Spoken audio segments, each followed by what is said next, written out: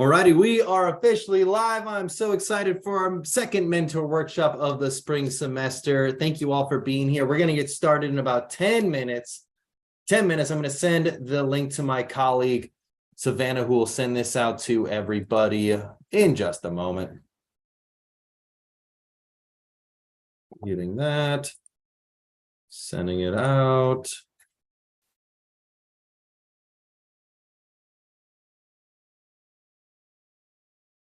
Bam. Sent.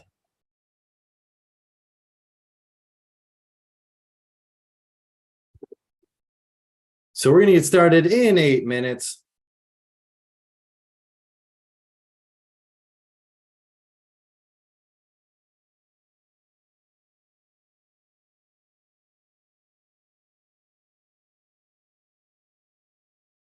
If you could introduce yourself in the chat, say who you are, say where you're from. Hey, Shantae, good evening. Nice. I'm so glad that you're here early. Thank you.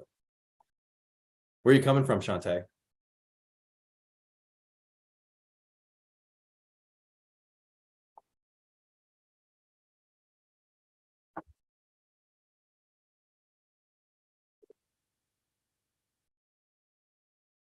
Shantae, where are you tuning in from?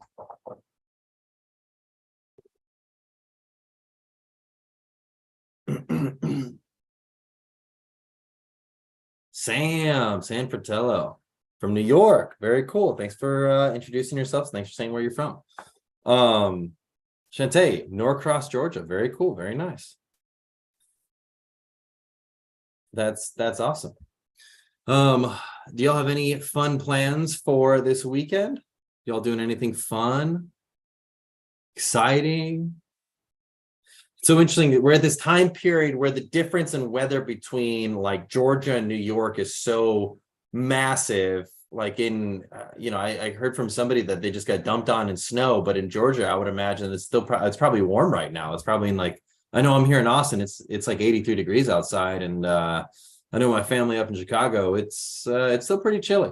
So this is that wide deviation in what you can do for a weekend can be, if you're down in the South, you can go outside and go to see some music and some sandals and stuff. And, if you're up in the northern parts of the country, it is cold and you likely won't want to spend too much time outside. But I don't know.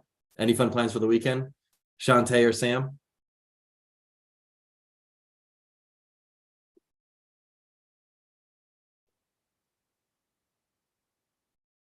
By the way, we're going to get started in about 6 minutes.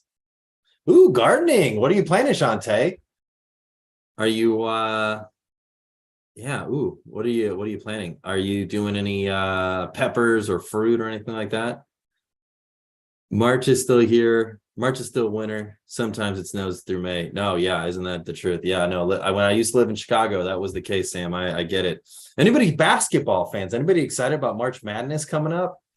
I don't know if y'all have a team, a favorite team that you cheer for or root for. I'm a big Indiana University Hoosiers fan, personally. So I'm excited about this year. I think our team can be okay, but who knows where we'll go with that.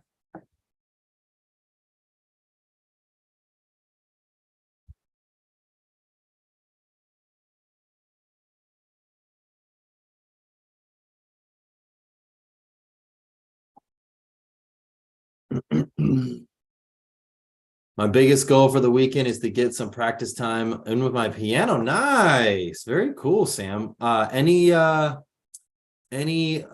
performers that you follow? I know when I was younger, I did 3 years of piano, and I wasn't very good at it. I wish I remember. Piano is one of those things where, man, I wish I remembered most of the stuff on how all that works, but it's one of those where I feel like I lost it. But I don't know, maybe some general music inclination stuck with me.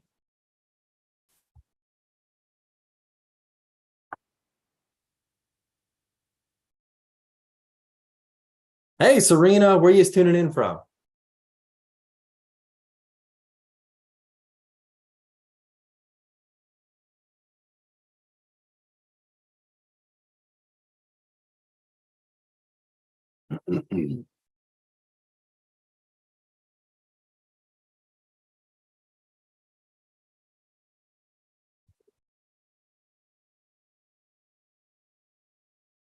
So we're going to cover some good stuff in this workshop today. I won't even introduce it. I always get tempted ahead of time to introduce the topic for the mentor workshop, but then I realize people are tuning in like right at the start time, and so then I have to repeat myself. So I'm not going to get too excited about it, but yeah, we got some good stuff to cover. I'm really looking forward to it.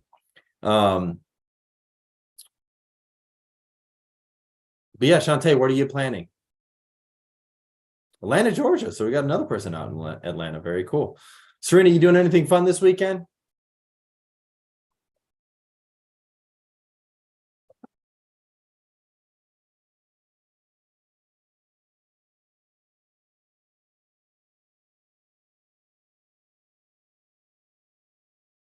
little bit of everything. Peppers, tomatoes, beets. Ooh, nice. Broccoli, spinach. Dang, Shantae, do you have a big garden? Hey, Sophia, thanks for being here. Thanks for tuning in. Where are you tuning in from, Sophia? Taking the kids out. Where are you taking the kids, Serena? You going to the park? Going to the pool? I don't know. That seems early, but shoot, I like to go to the pool. Nick, you're here, but at dinner with my kids, so forgive me while I poorly multitask. That's so funny. You know, it's interesting, the concept of multitasking. I'm a big fan. There's this guy, this author named Cal Newport. He's from Stanford. He did a lot of research about multitasking. What did he discover? It's impossible. You can't multitask. It's physically, literally impossible. So you could be on the phone and driving your car, but either you're on the phone talking to somebody and you're just kind of on autopilot, just driving. But the moment someone swerves in front of you and you got to pay attention to what's on the road, there's no way you're paying attention to what's going on that phone call. So you're switching tasks. And one of the things that Cal Newport talks about is that we develop mental residue from too many times switching tasks. And so what he says is that when we have social media, when we do email, when we get bleeps, blips, blops from our phone, we build mental residue, which diminishes our ability to get into deep work and deep thinking over time. So not personally, not a fan of multitasking if I can avoid it. Sophia, California, very nice. Shantae, yes, sir. It's a nice sized garden. That's awesome. Good for you. Hey, Ashley, still working. LOL. Park, movies, dinner. I have 5 or so. It's going to be fun. That sounds great. Ooh, Roadhouse. Texas Roadhouse, baby. Give me the bread. That's awesome. No, I love it. I love it. I too am a fan of Texas Roadhouse. Actually, my mother-in-law gave my wife and I a gift card to Texas Roadhouse, so we actually have to go. I gotta get on that Texas Roadhouse game. Besides the bread, is Texas Roadhouse, is that the one with the bloomin' onions where they've got like the onion and they like stick in it looks like a flour, and you have this like Southwest ranch sauce that you typically dip it in. It's delicious. If so, I love that stuff. That stuff is so good. Juan, mental residue is a good way to put it. Thanks for giving me a label to add to my vocab. No, I like it. And actually, that's why I only like to check my emails at the end of the day. I never check my emails at the beginning of the day, because I know that towards the end of the day is when I'm going to have that mental residue, and I'm not going to be able to think as keenly as I possibly could and as clearly as I possibly could. So I like to do the things that give me the most residue, that being email, the very end of the day. Also, I like to keep my phone on silent and just minimize as many distractions as I possibly can. Oh, that's Outback. Thanks, Nick, for clarifying. Darn it, I got that confused. Well, it is officially 6 o'clock here in Austin, Texas, 7 on the East Coast, 4 on the West, 5 in the Mountain Time. Welcome to our Spring Mentor Workshop number 2. I'm excited to dive in. We're going to cover a few really cool topics here today. We're going to cover a few key things here. So one, we're going to talk about how to set proper expectations for the mentor relationship, the best way to handle any issues you may have with your mentee. This could be whether maybe they didn't show up on time, or if you felt they didn't come as prepared as you would like them to, or they had noise in the background and you felt like it was distracting, or they asked you to reschedule on short notice, or anything that might have frustrated you. How to go about handling that. I can help you with that today. And then we're going to talk about how to help students with key issues they face on a regular basis, like finding balance and identifying a vision. So that's what we're going to cover today. By now, you should have started your connecting with your mentee. We still have a couple of people where we might have some rematches. So I appreciate you being here on the mentor workshop. If we need to repair you, I'll absolutely look into, figuring that out. And vice versa. We may have a student that maybe doesn't get off the ground with their mentor, and we might pair them with you.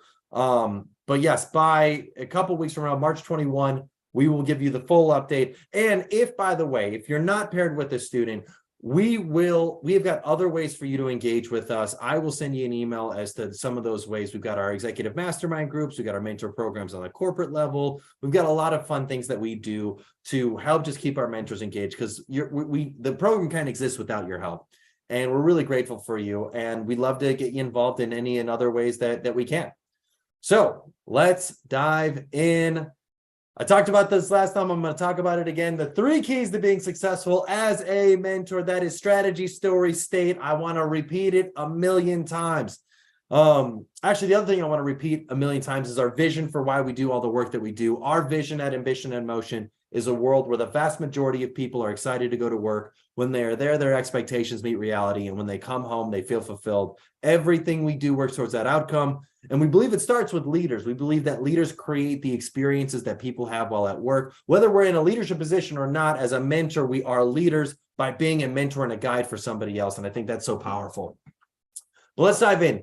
3 keys to being successful as a mentor. Strategy, story, state. Set them in reverse order of importance. State is the most important component of being a successful mentor. Like physically, how are you doing? Where are you coming at? What energy are you coming in with? What are you doing to get excited? So what I like to do is do the same thing to get us pumped last time. Is I want you to stand up if you can. If you're at Texas Roadhouse, do it, because it'll be a lot of fun. Maybe not, I don't know, whatever your choice is. But I want you to stand up and I want you to shake it out, shake it loose. For the next 30 seconds, shimmy it out, shimmy it loose. Get the head going. Get the legs going, get the arms going, get the whole body going, get the blood moving, get it flowing. And then on the count of 3, what I want you to do is I want you to scream at the top of your lungs.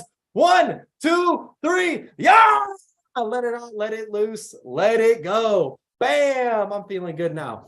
The reason why we do that is to release endorphins in our brains. It makes us feel good, gets our blood flowing. What it does is it gets us into a state conducive for being successful. We want to be good at anything, mentorship or anything for that matter.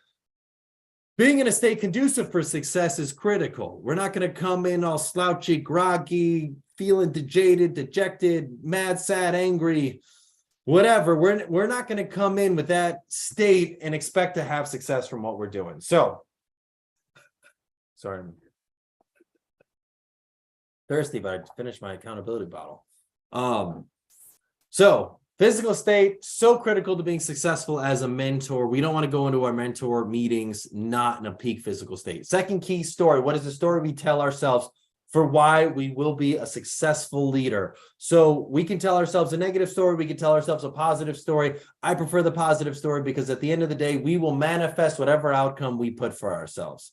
So what's critical is that we have a story that we like to tell ourselves for why we will be a successful mentor. So if you've already had a mentor meeting so far, I'd love to know in the chat area, what about your next meeting is going to make that even better? What about your next mentor meeting is going to make it even better? And if you haven't met with your student yet, with your mentee yet, what about your first meeting is going to make it a great relationship, a great experience? Post it in the chat. I'd love to learn.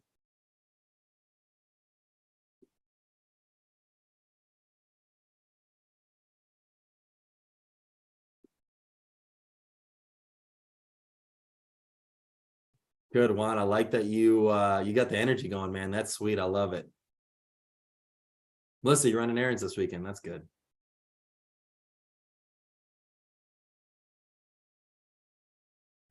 So what's going to make your next mentor meeting with your students a success? Post it in the chat. Hey, Brian, thanks for being here. What's the story you tell yourself for why you're going to be successful? Or if it's your first meeting, what's going to make that first mentor meeting a success? Nick, I gave Matt some tips for LinkedIn. He's having some trepidation, so I'm excited to hear his progress. Love that. You know what? I think that is so powerful, Nick. That is so great because so often people have trepidation about doing anything because they've got a limiting belief. They might feel like, oh, well, if I create a LinkedIn profile, what if people notice me? What if I don't have enough experience on my LinkedIn profile for anybody to take me seriously? What if I network in the wrong way? What if I say the wrong things? These are BS limiting beliefs. And it's so powerful to have a mentor to be like, hey, man, just put yourself out there. Like, there's nothing that you can lose. There's only upside for getting on LinkedIn. And you never know who you'll meet. You never know who you'll connect with. But don't expect just by creating the LinkedIn account that it's all going to magically turn up for you. That's the first step. Then it goes to reaching out to people. It starts connecting. It's creating content. It's liking it. It's interacting. And so there's more things that you can do. And I just think that's so powerful. So great on you, Nick, for encouraging Matt to get on LinkedIn and do some tips. So Taylor, asking them what they want to get out of it to make sure I fulfill what they need and want. You know, Taylor, I want to challenge you on that. I think that's great. But here's the key thing here. Your student, your mentee may not necessarily know what they want. Maybe they're just going to start with their challenges. Maybe they say, I'm challenged with this. I think if you were to ask Henry Ford back in the 1800s, if he were to tell you what his customers asked for, they would have said a faster horse. But he came up with a car. Point being, you know, your mentee may not exactly know what they're looking for. They just may know the problem they're facing. And it could be up to you as their mentor to help guide them through that all.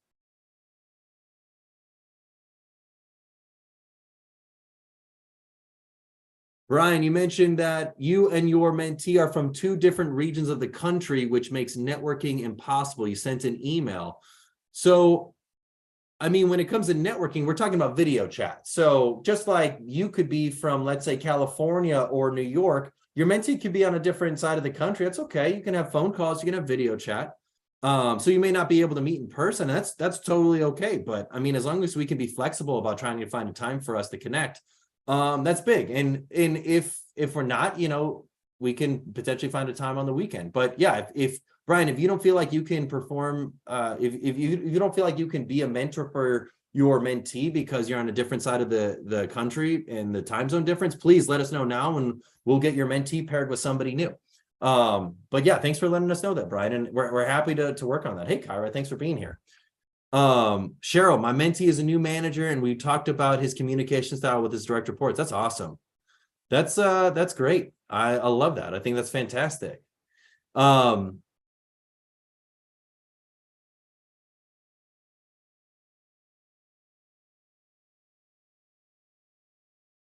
my first meeting, I'll send her my mentee, learn all about them and encourage them to go for gold. I love it, Juan. I love that mentality. I love it. Interesting, Brian. So she refused to continue with you. Well, hey, you know, Brian, we're going to jump in there. We'll figure it out and, you know, see what we can do to help and step in. I mean, like, here's the thing. I don't know the details. I don't know why she would refuse to connect with you. I don't know if you've had a first meeting yet, but you know, outside of this, we can connect you with Savannah and we can work on some alternative outcomes. But yeah, I mean, here's the thing. You know, I know sometimes students are going through interesting times. You know, sometimes students are going through difficult situations, and yeah, sometimes it can be difficult. So Chelsea, what is going to make the first meeting great experience is getting to know them and help them identify what they want to achieve, identify what communication learning style will best suit them. Yeah, definitely. I love that, Chelsea. Okay. Well, yeah, Brian, if that's her answer, sometimes, hey, you know, that's not on you. By the way, I want to be very clear, Brian, that's not got nothing to do with you. Sometimes you get a mentee that's, in a different position in life. And, you know, when they signed up for the mentor program, maybe they were in one space and, you know, whether that be because of health or because of other issues, their situation has changed. That's got nothing to do with you. I want to tell you that you being there for your mentee is so big and critical. And that's really all we ask of you. I mean, like I said, students can change their mind and, you know, sometimes things can change and that's okay. So it's got nothing to do with you. I want to just be very clear. You've done what you were asked to do. And, yeah, I want to preface that it's got nothing to do with you, and you know, we can work on some alternative things moving forward. You know, it might not be a mentee this semester, but definitely sometime next semester. But yeah, Brian, I mean, we can look into that. We can get that figured out and straightened away. But let's dive in. So how to set proper expectations. The first call should be all about your mentee. Learn what is going on with their world, ask them questions. I'm a big fan of asking them. So I'm a big fan of asking a mentee to share with you their story, starting with kindergarten. So this is an interesting three-part question that I like to ask. But the reason why I ask it is I'm a big fan of asking, please tell me your story, starting with kindergarten. 1, what is your dream job? And then 3, where would you like to be in 5 years? I love those 3 questions in sequence, because when we talk about tell me about yourself, oftentimes we start with what's going on right now. But when we say tell me your story starting with kindergarten, you get into, the stuff that was going on when they were growing up and how that impacted who they are today. And, that's, I think, a really cool way to get to know somebody. But then by asking what your dream job is, it's a cool way to get an idea as to where they would like to be from a vision perspective. And then the last question I like to ask is, where would you like to be in 5 years? It helps bring things into the more immediate future. But I'm a big fan of asking those 3 questions to get to know somebody on a better level. Once you've learned this information, ask them what they believe is one thing that they can work on between now and your next call that will help them get closer to accomplishing their goals. As a mentor, they're not expecting you to be the person to accomplish their goals for them. Really, we're there to ask them questions to help them maybe critically think about ways that they can achieve the goals that they've set for themselves. Remember that the thing that they're asking for in status updates, remember to keep asking for status updates when you're having your mentor conversations with your student, with your mentee, because that helps show them that you really care and are listening to what they got going on and that you care about what their next moves are. Now, adjacent to setting proper expectations is handling issues. So maybe you had a scenario where a student showed up late, or if you felt that they didn't come prepared, or if they had noise in the background and that was distracting, or if they asked to reschedule on short notice, or anything else that might have frustrated you. Here's my biggest suggestion there. First step, not to get mad at them. Don't tell them what they did was wrong. I know that might sound counterintuitive, but I want to preface this. What ends up happening is if you hop on a mentor conversation with your mentee and they show up late and you're like, oh man, I'm a professional, I'm a leader, I've been doing this for however many years, like you're wasting my time by showing up late. That's going to shut them down. They're never going to want to show up to a mentor meeting again. They're not going to feel good about that experience. So what I like to do is, if let's say someone shows up late and you're a little frustrated by it, you go through the conversation like totally normal, don't even say anything about it, but you give them value. You ask them questions, you help clarify their situation. And then by the very end of the call, you say, hey, student, I really enjoyed this conversation. What did you think of it? How did you enjoy it? And they're likely to say, yeah, no, that was great. It was really awesome to get good guidance here. And then in your very next thing, you're going to say, great, I enjoyed it too. I thought this was really great and a really productive use of time. But I will mention, I noticed that you were about 5 minutes late for our conversation. For our future conversations, I would love to respect your time and I would appreciate it if you respected mine. Would it be all right if we set an expectation that for future calls, if we say we're going to meet at 10 o'clock, that we meet at 10 o'clock?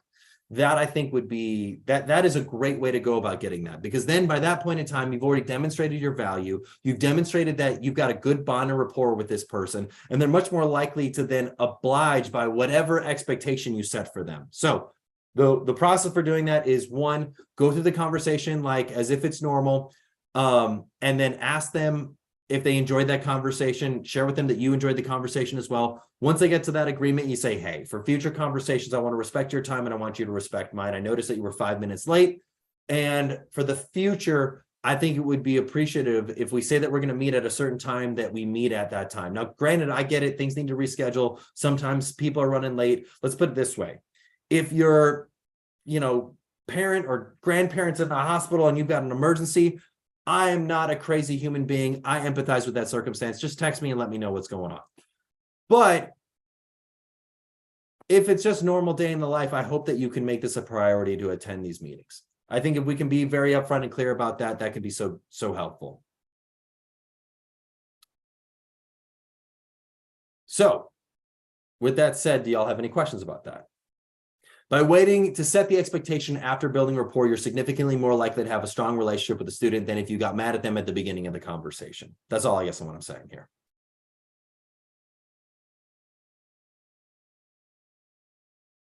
Hey, Brianna, thanks for being here.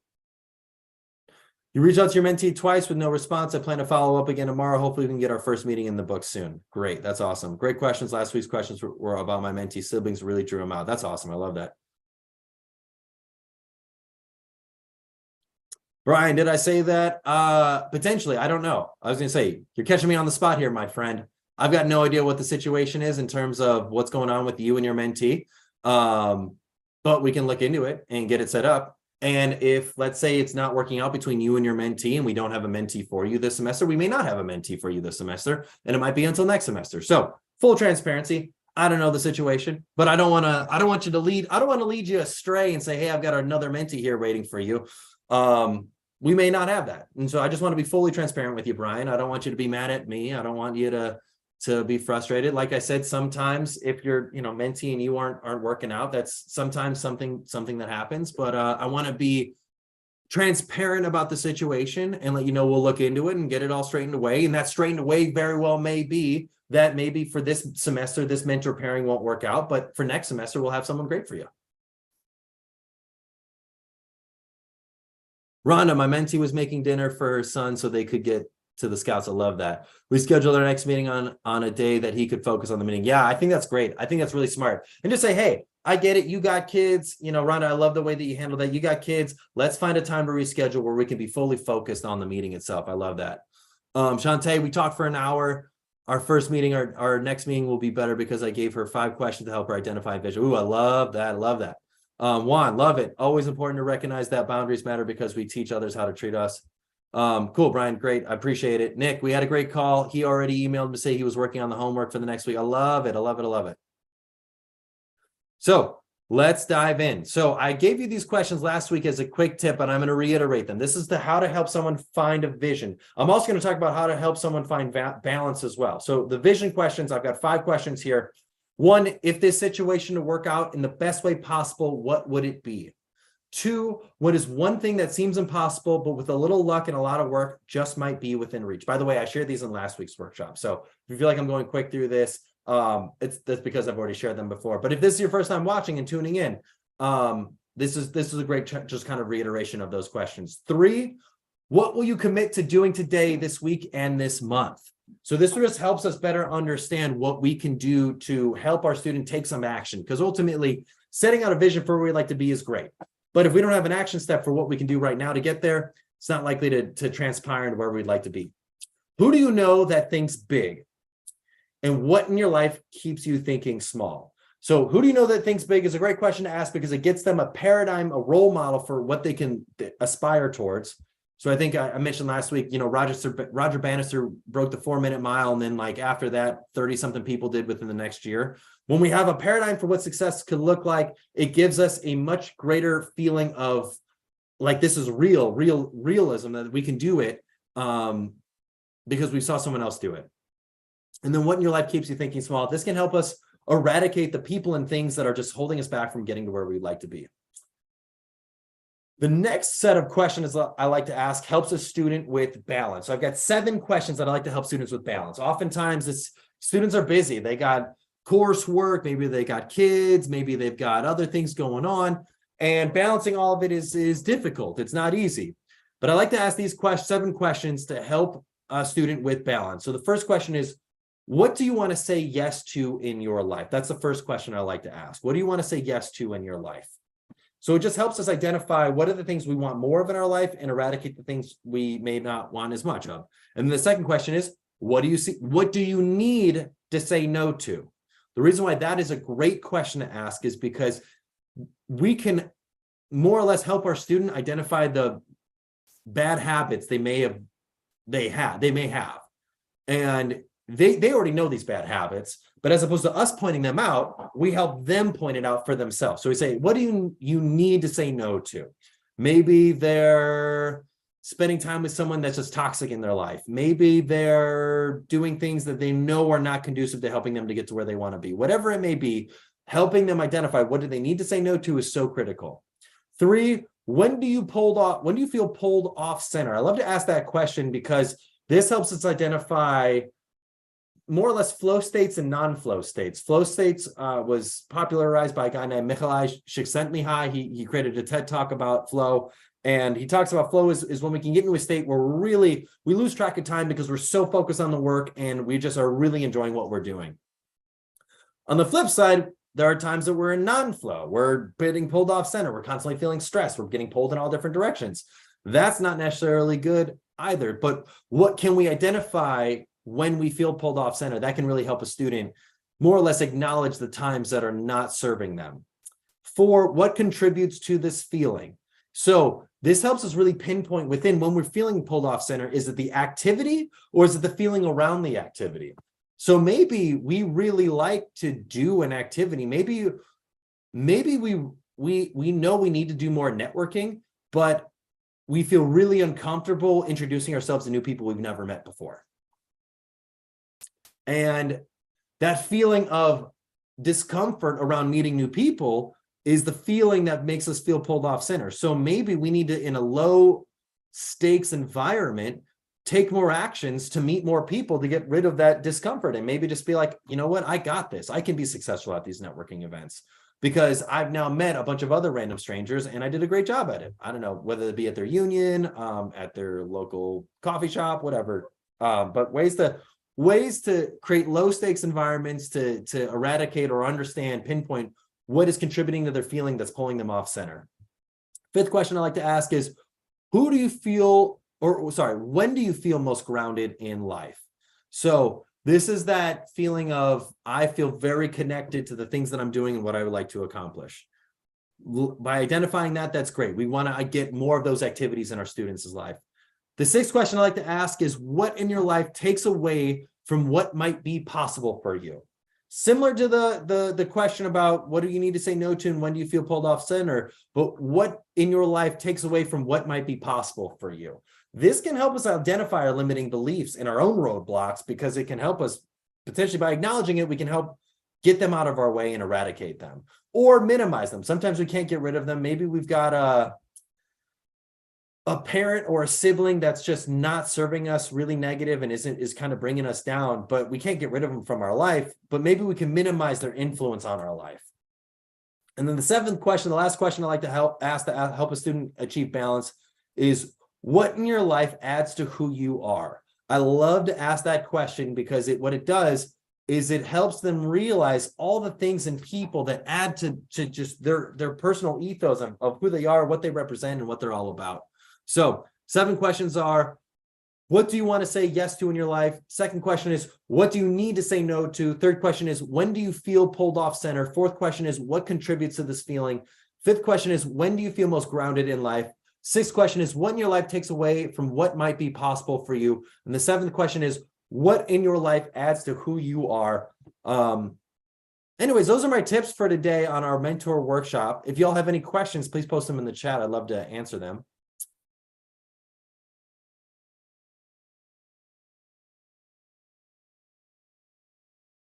Melissa, that's great. Will I be able to email you these tips?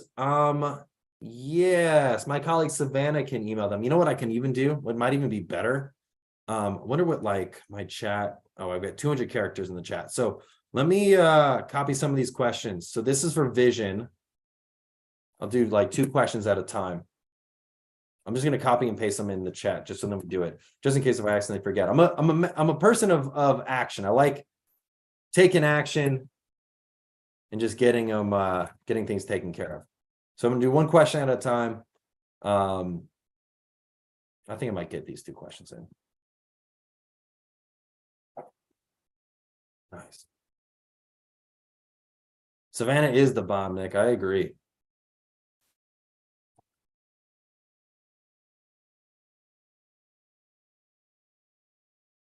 So then balance questions. We can probably get these 2 on.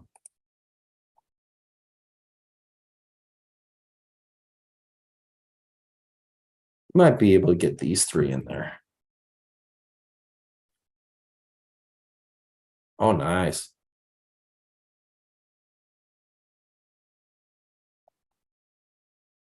And then here are the last 2 questions for balance. Bam. All righty. So Wendy, I just put those questions in the chat. Do y'all have any other questions?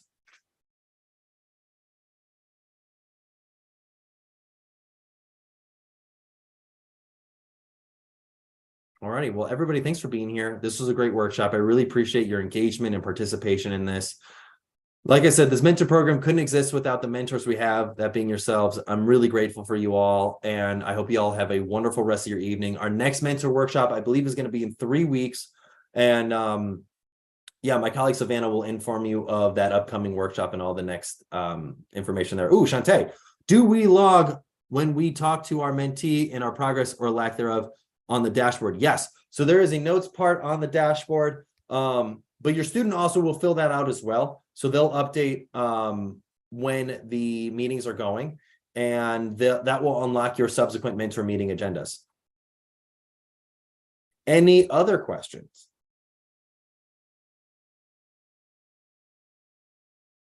All right, well, y'all, I appreciate your time. I hope you'll have a wonderful rest of your evening, and I look forward to seeing you in our next mentor workshop. Have a good rest of your night, everybody.